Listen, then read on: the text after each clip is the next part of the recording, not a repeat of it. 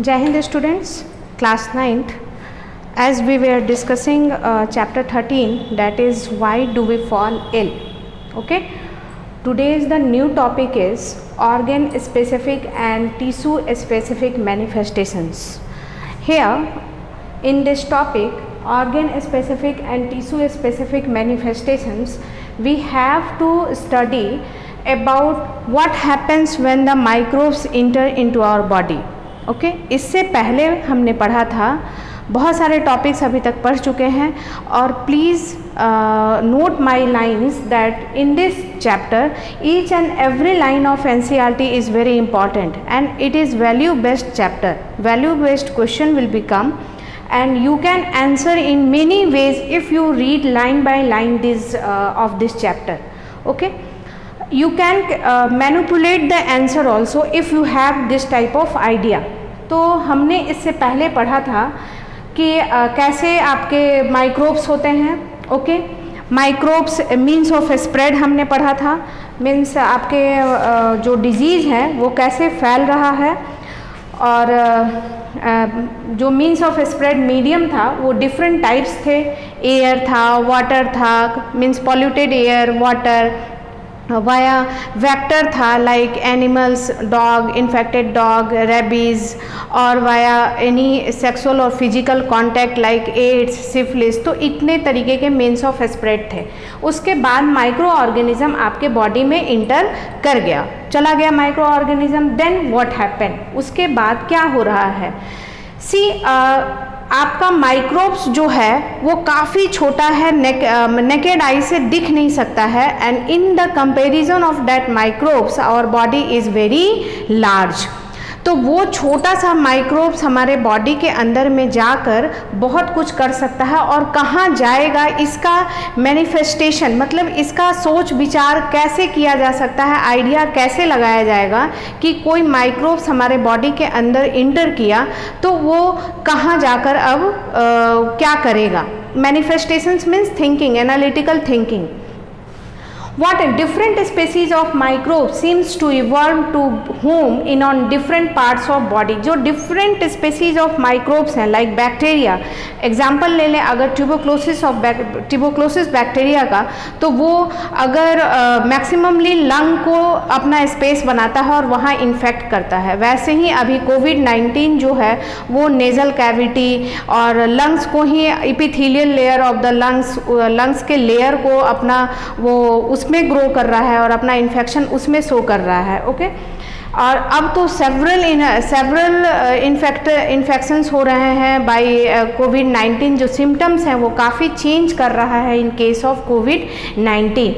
तो पहले बात हम थोड़ा सा मैनिफेस्टेशन में थोड़ा सा अनुमान इस केस में लगा सकते हैं कि कोई माइक्रोब्स इंटर कहाँ से कर रहा है. तो अगर हम वो गेस कर लिए तो कि माइक्रोब्स इंटर कहाँ से कर रहा है, then we can guess the infected organ also. थोड़ा रफली about we can guess where these microbes or bacteria or virus or plasmodium is going to infect. For example, if the bacteria is entering through the nose then causing tuberculosis, if they enter through the mouth, अगर वो जो bacteria है tuberculosis के से जो होता है, जो बैक्टीरिया ट्यूबरक्लोसिस काउज करता है, अगर वो आपके नाक के द्वारा इंटर कर रहा है बॉडी में, तो वो आपके नेज़ल रेस्पिरेटरी ऑर्गन्स को इन्फेक्ट करेगा. ट्रैकिया, नेज़ल कैविटी, लंग्स में जाके वो इन्फेक्शन होगा. अगर वही बैक्टीरिया आपके माउथ से इंटर कर रहा है तो वो आपके गट को इन्फेक्ट करेगा. लाइक टाइफाइड का बैक्टीरिया. टाइफाइड कैसे होता है, पॉल्यूटेड फूड, कंटामिनेटेड फूड और वाटर से टाइफाइड होता है.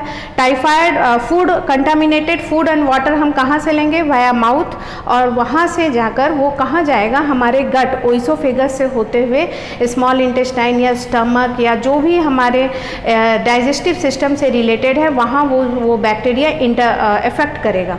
उसी तो यहाँ पे एक एग्जाम्पल देकर समझाया गया है आपको कि वही ट्यूबरक्लोसिस का बैक्टीरिया अगर आपके नेज़ल कैविटी से इंटर कर रहा है तो आपके लंग लंग्स को इफ़ेक्ट करेगा, और वही बैक्टीरिया अगर आपके माउथ से इंटर कर रहा है तो आपके गट को इन्फेक्ट करेगा, ओके। और they can go to the liver like viruses that cause jaundice. Jaundice जो इस वायरस से जैसे होता है, और वो बैक्टीरिया जाके लीवर में ट्यूबरक्लोसिस कर सकता है। उसी तरह स्टमक ट्यूबरक्लोसिस भी होता है, इंटेस्टाइनल ट्यूबरक्लोसिस होता है। और ये अगर बैक्टीरिया आपके नेज़ल नोज से इंटर किया तो लंग ट्यूबरक्लोसिस हो सकता है, जो कि काफ़ी कॉमन है। लेकिन हम जानेंगे कि ये सभी बीमारियों के केस में हम ऐसा गेस नहीं कर सकते हैं। एक केस तो ये हो सकता है, ऐसा हम अनुमान लगा सकते हैं, लेकिन ये हर बीमारी के केस में ऐसा नहीं भी हो सकता है। जैसे आप देखेंगे कि जब हमें एड्स होता है, if we are suffering from AIDS and AIDS is a sexually transmitted disease, we have a sexual contact, then AIDS और AIDS like diseases is transferred, then this spread to the whole body and via sexual organs and spread to the lymph nodes all over the body. Sexual organ से होते हुए वे पूरे body में फैल जाता है। तो कुछ डिजीजेज जो होते हैं उनके ऑर्गन्स जो हैं टारगेटेड होते हैं, और कुछ डिजीजेज जो होते हैं वो पूरे बॉडी ऑर्गन में फ्लो कर सकते हैं और कहीं भी स्प्रेड कर सकते हैं। लाइक HIV में आप पढ़ेंगे, ये बहुत इसको भयंकर इसलिए माना जाता है क्योंकि ये पूरे बॉडी में स्प्रेड करता है, और जो सिस्टम, इम्यून सिस्टम, जिस सिस्टम से हम पूरे बीमारी से लड़ते हैं, उस सिस्टम पे जाकर सीधे ये अटैक करता है और उनके सेल्स को टेक ओवर कर देता है, हाईजैक कर लेता है। तो ये HIV वैसी डिजीज है जो हमारे इम्यून सिस्टम को ही हैम्पर करता है, जिससे हमको किसी दूसरे भी बीमारी से लड़ने की क्षमता खत्म हो जाती है। तो HIV एड्स को कहते हैं कि वो व्यक्ति एड्स से नहीं मरता, बल्कि किसी दूसरे डिजीज से भी मर सकता है अगर वो इन्फेक्टेड हुआ और उसका इम्यून सिस्टम कुछ फंक्शन करने के लायक नहीं रहा। तो हो सकता है उसको सिंपल कोल्ड एंड कफ हो तो वो निमोनिया बन सकता है, और उस निमोनिया के कारण उसकी डेथ हो सकती है। थोड़ा सा डिसेंट्री हो, वो डिसेंट्री इतना भयंकर रूप ले लेगा कि उससे ब्लड आना शुरू होगा और वो पेचिस वगैरह से, इससे लीवर प्रॉब्लम से डेथ हो जाएगी। तो HIV जो है उसका बहुत ही कॉम्प्लिकेटेड इन्फेक्टरी सिस्टम है, ओके। और वायरल डिजीजेस के सारे कॉम्प्लिकेशंस हैं, क्योंकि वायरस जो होता है वो बैक्टीरिया की तरह अपना कोई फिजियोलॉजी शो नहीं करता है। मैंने पहले ही बताया था कि वायरस जो है वो बाहर में नॉन लिविंग है, उसका कोई फिजियोलॉजी, लिविंग एक्टिविटी नहीं है, ना वो रेस्पिरेशन करता है, ना एक्सक्रीटरी, ना डाइजेस्टिव, कुछ नहीं। लेकिन बैक्टीरिया क्या है, बाहर भी करता है, और हमारे बॉडी के अंदर जब जाता है तो वो अपने ही सिस्टम का यूज करता है ग्रो करने के लिए, हमारे सिस्टम का यूज नहीं करता है। प्रॉब्लम ये होती है कि उससे हमारा न्यूट्रिशन या लंग्स या ऑर्गन्स जो है वो इन्फेक्टेड होते हैं। लेकिन ये जो वायरस है वो हमारे अंदर जाकर और हमारी ही फिजियोलॉजी हाईजैक करता है। जैसे हम जिस तरह से रेस्पिरेशन करना शुरू करेंगे उस तरह से वो भी करेगा, उसी एंजाइम से वो भी करना स्टार्ट कर देगा। हमारा जो DNA जिस एंजाइम को सिंथेसाइज करता है उसी DNA से वो अपना एंजाइम सिंथेसाइज करेगा। दैट्स वाई वायरस का कोई भी एंटीबायोटिक्स बनाना थोड़ा क्या प्रॉब्लम है, okay. This all points are written in this. उसी तरह मलेरिया जो होता है आपका, मलेरिया किससे होता है? That is caused bye a protozoa called Plasmodium and it is transferred by infected or by plasmodium carrying mosquito, female mosquito, to healthy person. Here the female mosquito is the vector. अब यहाँ पे ये जो bacteria, जो malaria है, मच्छर जो आपका काटता कहाँ है? कहीं भी ऑर्गन पे काट सकता है, लेकिन वो मलेरिया आपको इन्फेक्ट करता है लीवर को, क्योंकि ये जो प्लाज्मोडियम है वो लीवर में जाके ग्रो करना शुरू करता है, और जब लीवर सेल्स फटते हैं, डिस्ट्रॉय करते हैं, देन वो रेड ब्लड सेल्स को अपना निशाना बनाता है, अपना एम टारगेट करता है रेड ब्लड सेल्स को, और फिर उसमें भी अपना साइकिल चलाना स्टार्ट कर देता है। So malaria, the mosquito is biting on skin, but the liver is being affected and red blood cells decreased, hemoglobin level decreased. उसी तरह जापानीज इंसेफेलाइटिस जो है वो ब्रेन फीवर इसको कहते हैं। ये सारे लाइंस जो है बहुत इंपॉर्टेंट है, इसको आपका आज का होमवर्क रहेगा। ये पॉइंट वाइज इस पूरे डिजीज़ को आप लिखेंगे, कैसे ये होता है और कहाँ किस ऑर्गन को ये टारगेट करता है। ब्रेन फीवर है वो भी वाया मॉस्किटो बाइट होता है, but it goes to infect the brain. वो एक मच्छर के काटने से ही होता है, लेकिन ये आपको जाके ब्रेन को इन्फेक्ट कर रहा है। तो एक पैरा में बताया गया है कि हम थोड़ा बहुत गेस कर सकते हैं कि जहाँ से बैक्टीरिया या माइक्रोब्स इंटर किए तो वो किस ऑर्गन को जाके इन्फेक्ट करेगा। दूसरे पैरा में बताया जा रहा है कि ये हर जगह सही नहीं भी हो सकता है। For example HIV, AIDS, malaria, encephalitis.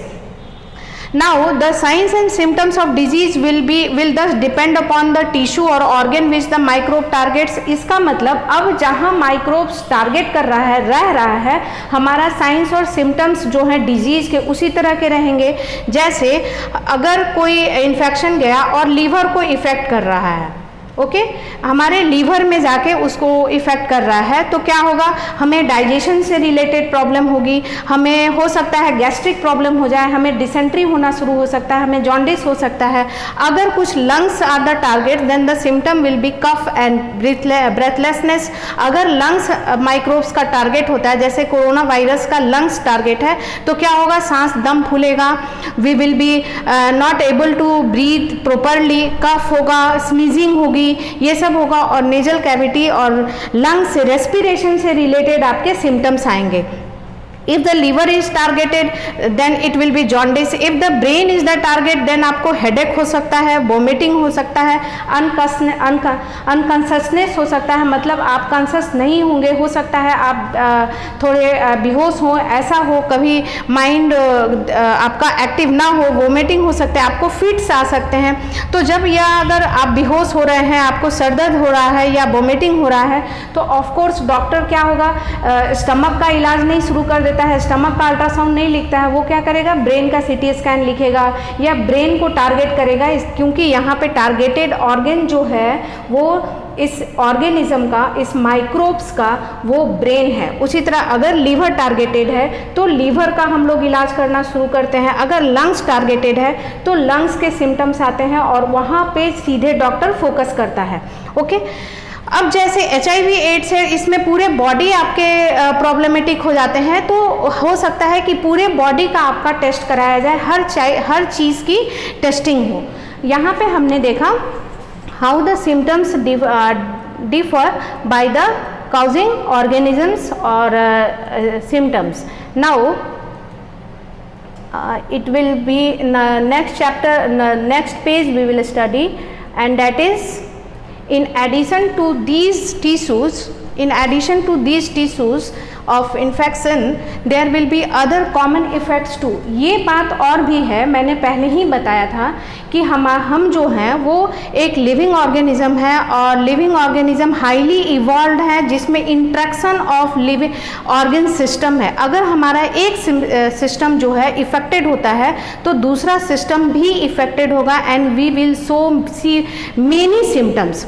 जैसे अगर हमें लीवर से रिलेटेड प्रॉब्लम है तो ओवरऑल हमारी बॉडी जो है वो डिजीज लगेगी। हो सकता है अगर उसका ट्रीटमेंट टाइम पे ना हो तो लीवर का सिम्टम आने के साथ साथ ब्लड रिलेटेड सिम्टम्स भी आ जाएं, क्योंकि लीवर अच्छे से फंक्शन नहीं कर रहा है, डाइजेशन नहीं हो रहा है, न्यूट्रिशन नहीं मिलेगा तो ब्लड नहीं बनेगा। हो सकता है हमें बाद में रेस्पिरेशन से भी प्रॉब्लम आ जाए। तो affect that body's immune system is activated and several आपके symptoms जो हैं हमारे बॉडी पे दिखते हैं। इनमें से कुछ सिम्टम्स जो हैं वो हमारे बॉडी का रिस्पॉन्स सिस्टम है। जैसे हमें कभी भी अगर किसी बैक्टीरिया से इन्फेक्शन होगा तुरंत हमें फीवर आएगी। ओके, तो ये फीवर आना जो है वो एक सिम्टम है, एक आपको क्या कहेंगे, एक वार्निंग है कि your body is getting infected by some microbes, even it is bacteria और वायरस। ये डॉक्टर को देखना और काम है, ये डॉक्टर आपको डायग्नोज करेगी और मेडिकल चेकअप लिखेगी तब पता चलेगा। लेकिन आपको लगातार फीवर आ रहे हैं, इट मीन्स कि आपका बॉडी किसी न किसी माइक्रोब से इन्फेक्टेड हो गया है, क्योंकि फीवर का आना ये शो करता है कि हमारे इम्यून सिस्टम एक्टिवेट हो गया है, हमारा इम्यून सिस्टम वहाँ पे सेल्स को भेज रहा है ताकि वो ऑर्गन या वहाँ पे वर्क करे और उस माइक्रोब्स को मारे। अब इम्यून सिस्टम जैसे ही अपने सेल्स को, जैसे WBC और बहुत सारे इम्यूनरी सेल्स हैं, इम्यून सिस्टम के सेल्स हैं, अपने सेल्स हैं, किलर सेल हैं, WBC है, लिम्फोसाइट्स है, बहुत सारे सेल्स हैं जो कि बी लिम्फोसाइट, T लिम्फोसाइट, ऐसे ये सेल्स उस इन्फेक्टेड ऑर्गन पे जाके अपना वर्क करते रहते हैं और माइक्रोब्स को किल करते हैं, जिसके कारण वहाँ पे स्वेलिंग हो सकती है, रेडनेस हो सकता है, और जो रिलीज होता है आपका जो बायोकेमिकल, उससे आपके बॉडी का टेम्परेचर हाई हो सकता है। So these symptoms along with these fever, inflation मतलब फूलना, इसको कहेंगे the recruitment process is called inflammation. इसी को कहते हैं हम लोग इन्फ्लेमेशन। ये रिक्रूटमेंट प्रोसेस है, मतलब हमारा बॉडी जो है रिक्रूट कर रहा है, भर रहा है, खाना पाई कर रहा है, जो माइक्रोब्स आके जो डिस्टर्ब कर रहे हैं उनको मार रहा है, कुछ हमारे बॉडी में लड़ाई चल रही है, उथल पुथल हो रहा है, that process is called inflammation. Means the recruitment process that is causing by the various microbes is called inflammation, and pain, swelling, फूल जाना, पेन होना, एंड जनरल इफेक्ट जैसे सच एज फीवर, ये सब इन्फ्लेशन का पार्ट है। कहीं फूल गया है, जैसे यहाँ कोई मच्छर काटा और फूल गया, रेडनेस हुआ, इट मीन्स यहाँ पे मच्छर के काटने के बाद कुछ ऐसे केमिकल्स गए जिससे हमारा यहाँ इम्यून सिस्टम अपना सेल भेजा है इस केमिकल को डिस्ट्रॉय करने के लिए, और वहाँ पे थोड़ा ब्लड एक्युमुलेशन होगा, स्वेलिंग होगी, इन्फ्लेमेशन होगा। These all together are called as swelling, pain, fever. These all are called as inflammation. Means it is the recruitment process, it is the recovery process by our self immune system. Now these all lines are very important. Infections like HIV virus goes to immune system, मैंने पहले ही इसको बताया है। Thus many of the effects of HIV AIDS because the body can no longer HIV AIDS के बारे में मैंने पहले ही बताया कि ये सीधे हमारे इम्यून सिस्टम को जाके अटैक करता है। तो अब इम्यून सिस्टम ही हमारा अफेक्टेड हो गया तो हमारी बॉडी दूसरे बीमारियों से कैसे शुरुआती लड़ाई लड़ पाएगी? नहीं लड़ पाएगी। तो हमारा थोड़ा सा भी, छोटी सी भी हमारी बीमारी जो है वो बड़ी रूप हो जाएगी, क्योंकि हमारा इम्यून सिस्टम डेड हुआ रहता है और हम केवल कॉमन कोल्ड से भी, small cold can become pneumonia. Similarly a minor gut infection can produce, थोड़ा सा आपने फूड पॉइजनिंग हुई आप में और हो सकता है वो इतना डिसेंट्री हो जाए, ब्लड लॉस कर जाए, and it can ultimately kill the people. तो HIV एड्स जो है वो एड्स से नहीं मरते हैं, मे बी वो दूसरे बीमारी से मर जाएं, क्योंकि उनका इम्यून सिस्टम जो है वो जो HIV वायरस है वो किल कर देता है, ख़त्म कर देता है। Now it is also important to remember severity of the disease manifestation depend upon the number of microbes। ये तो आपका एक टॉपिक हो गया। यहाँ से आप अपने पैरों को चेंज कर सकते हैं कि किसी भी डिजीज़ का जो मैनिफेस्टेशन है, डिजीज़ का सिम्टम्स हैं, ये भी शो करता है कि हमारे बॉडी में कितने माइक्रोब्स हैं। अगर हम लोग सीवियरली इन्फेक्टेड हैं, मतलब अब टाल रहे हैं, अभी आप कोरोना में भी सुन रहे होंगे कि इन सीवियर कंडीशंस, मतलब अगर कोरोना वायरस आपके बॉडी में बहुत ज़्यादा ग्रो कर गया तो क्या होगा, आपकी सिम्टम्स जो हैं वो काफ़ी फेटल हो जाएंगी, मतलब मृत्यु के लायक हो जाएंगी, आपको ढकेलेंगी कि वो आपका बहुत सारा मल्टी ऑर्गन माल फंक्शनिंग हो सकता है। बहुत सारे आपके ऑर्गन्स जो हैं वो माल फंक्शनिंग करना स्टार्ट कर देंगे, काम करना बंद कर देंगे। तो ये डिपेंड करता है माइक्रोब्स के नंबर पर भी। The immune system is a major factor that determines the number of microbes। अगर हमारा इम्यून सिस्टम स्ट्रॉन्ग है तो ऑफकोर्स जैसे ही माइक्रोब्स इंटर करेगा तो क्या होगा, हमारा जो बॉडी है वो माइक्रोब्स का नंबर कम करता रहेगा। इसीलिए कोरोना वायरस के केस में बोला जा रहा है कि जिनका इम्यून सिस्टम वीक है वो इससे ज़्यादा प्रोटेक्शन ले, क्योंकि उनके पास इम्यून सिस्टम नहीं रहेगा प्रोटेक्शन के लिए और माइक्रोब्स उनके बॉडी में आराम से ग्रो करेगा। Okay, read this chapter line by line, it is a very analytical chapter, very important lines are given, you can write all the underlined lines in your copy। now यहाँ पे हमें जान लिया organs and tissues manifestation की, microbes कैसे हमारे organ और tissue को इन्फेक्ट कर रहे हैं और कहाँ अपना सिम्टम्स को शो कर रहे हैं। The second topic is principles of treatment.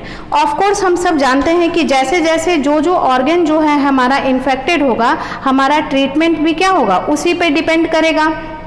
अगर लीवर इन्फेक्ट हो रहा है तो लीवर को ट्रीट किया जाएगा, अगर आपकी किडनी इन्फेक्टेड हो रही है तो किडनी को ट्रीट किया जाएगा। Okay, now in the same way here it is written that based on it would appear that there are two ways to treat an infectious disease. Here it is written, दो तरीके हैं जिसके से हम लोग infectious disease को treat कर सकते हैं। First is to provide the treatment. Here you can, it is an important point, आप एक ऐसा ट्रीटमेंट दे सकते हैं जिससे सिम्टम्स जो हैं वो रिड्यूस हों। जैसे अगर हमको हाई फीवर आ रहा है तो सबसे पहले ऐसा ट्रीटमेंट दिया जाएगा कि हमारा हाई फीवर डाउन हो, हेडेक हो रहा है तो हेडेक डाउन हो, डिसेंट्री हो रहा है तो ऐसी दवा दी जाएगी पहले कि डिसेंट्री कम हो, क्योंकि हमारा सिम्टम्स को कम करना है बॉडी को प्रोटेक्ट करने के लिए। It means our immune system has become highly aggressive and it is destroying many and highly furious fight is going inside in our body. तो सबसे पहले उस फाइट को रोकना मेडिसिन के द्वारा जरूरी है, सिम्टम्स को रिड्यूस करना। लेकिन दूसरा बात यह है कि सिम्टम्स को ही केवल हम लोग रिड्यूस करें तो भी हमारा काम नहीं चलेगा, क्योंकि हमारा मेन पॉइंट है कि हम इस बैक्टीरिया और वायरस जिससे हमारा डिजीज काउज हुआ है उसको मारें। ओके, तो our main aim is to kill the microbes, that is to kill the microbes through which we have observed the disease. Okay, then if the second thing is that in that case we will treat what, we will go and take, in the case of bacteria, antibiotics.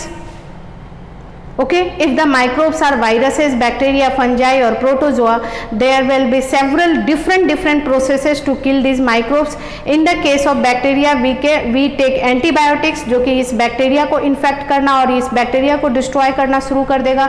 In the case of fungi, like fungi जो है वो skin disease ज़्यादा cause करता है तो हम anti fungal बहुत सारे ऑइंटमेंट यूज करते हैं, पाउडर यूज करते हैं। In the case of protozoa, हम लोग प्रोटोजोआ के अगेंस्ट में मेडिसिन यूज करेंगे, यहाँ पे एंटीबायोटिक्स लेना नहीं स्टार्ट करेंगे। और अगर इसके साथ साथ इन्फेक्शन भी है बैक्टीरियल तो उस केस में एंटीबायोटिक्स भी लेंगे। तो will have some essential biochemical life process which is peculiar to that group and not shared with that other group. तो जो हमारा प्रिवेंशन का स्टेप रहता है कि हम लोग किसी डिजीज़ की कैसी दवा ले रहे हैं वो उस पर्टिकुलर माइक्रोब्स के फिजियोलॉजी पे डिपेंड कर रहा है, और उस माइक्रोब्स का जो वो फिजियोलॉजी है वो दूसरा माइक्रोब्स उससे शेयर नहीं करता है और हम भी शेयर नहीं करते हैं। जैसे बैक्टीरिया हमारे बॉडी में गया और इन्फेक्टेड हुआ तो क्या होगा, वो बैक्टीरिया हमारे बॉडी को वो बैक्टीरिया हमारे बॉडी में अपना रेस्पिरेशन, अपना फिजियोलॉजी कर रहा है और हम अपना कर रहे हैं। तो हम दवा कैसी लेते हैं, ऐसी लेते हैं जो इस बैक्टीरिया के फिजियोलॉजी को, रेस्पिरेशन को, डाइजेशन को, इसके बायोकेमिकल प्रोसेस को, इसके ऑर्गन सिंथेसिस को, सॉरी ऑर्गन सिंथेसिस नहीं कहेंगे लाइक सेल वॉल सिंथेसिस को रोक दे और इस बैक्टीरिया को मारे। In the same way virus के ट्रीटमेंट में मैंने पहले ही बताया इसीलिए प्रॉब्लम है क्योंकि वो हमारे फिजियोलॉजी को यूज करना शुरू कर देता है, इसलिए हम एंटीवायरल ट्रीटमेंट में थोड़ा प्रॉब्लम है और वो थोड़ा वायरल डिजीज जो है वो थोड़ा खतरनाक होता है। One reason why here the red lines are written that one reason why making antiviral medicines is harder than making antibacterial medicines, that viruses have few biochemical mechanism of their own. They enter our cells and use our machinery for the life process. The question can come that why we feel why it is very tough task to kill the virus in our body, because viruses have very less physiological, their own physiological activity that take over our activity. तो जैसे हम respiration करते हैं वैसे ही अगर virus भी respiration करने लगे और हम दवा ले लिए एंटी रेस्पिरेशन की, तब तो हमारा रेस्पिरेशन भी रुक जाएगा। ओके, अगर हम किसी बायोकेमिकल सिंथेसिस से गुजर रहे हैं और किसी केमिकल का सिंथेसिस कर रहे हैं और ये वायरस भी उसी तरह सिंथेसिस कर रहा है और हम एंटीवायरल ले लिए, तो क्या होगा, उसका वायरस तो डेथ की तो डेथ होगी ही उस फिजियोलॉजी के रुकने से, लेकिन उस फिजियोलॉजी के रुकने से हमारी भी डेथ हो जाएगी। तो ये पॉइंट है, मेडिकल पॉइंट है कि कौन सा मेडिसिन किस में देना है, कैसा देना है, क्यों वायरल डिजीज आपका प्रॉब्लमेटिक है। Read these lines one by one, that's why I am creating this slide in this way so that you can focus on these lines. This is very important chapter in the present scenario. Despite this intimation there are now effective antiviral drugs, लेकिन हमारी discovery हो रही है, drugs बन रहे हैं, pharmaceutical companies इस पे वर्क कर रहे हैं, इस पे बहुत सारे बायोकेमिकल आपका इन्वेंशंस हो रहा है, रिसर्च चल रहा है और अभी हम एंटीवायरल ड्रग्स बनाने के कुछ लायक हुए हैं। और अभी आप सुन भी रहे होंगे कोरोना वायरस के भी केस में कि कभी कोई कंट्री दावा करती है कि हमने एंटीवायरल ड्रग बना लिया, कभी कोई कंट्री दावा करती है, लेकिन अभी तक कोई प्रूफ नहीं हुआ है, लेकिन बन जाएगा और जैसे ही बनेगा हम लोग फिर स्वच्छंद आकाश में उड़ने लगेंगे, लेकिन विथ सर्टेन लिमिट। हमने लिमिट क्रॉस किया है तभी हम लोग अभी सफ़र कर रहे हैं। The drugs that keep the HIV infection under control, पूरे इन्फेक्शन को तो मारा नहीं जा सकता लेकिन कंट्रोल में रखा जा सकता है। This is all about this topic, that organ manifestation, organ and tissue manifestation and principles of treatment. Two topic I covered. The last topic will be discussed in my next video. One thing is more, that please read the book, read my description also, and in my description video others topics video link are given, so you can connect the link with different topic. Okay, read this chapter, this topic, make notes and be healthy, be safe. Thank you.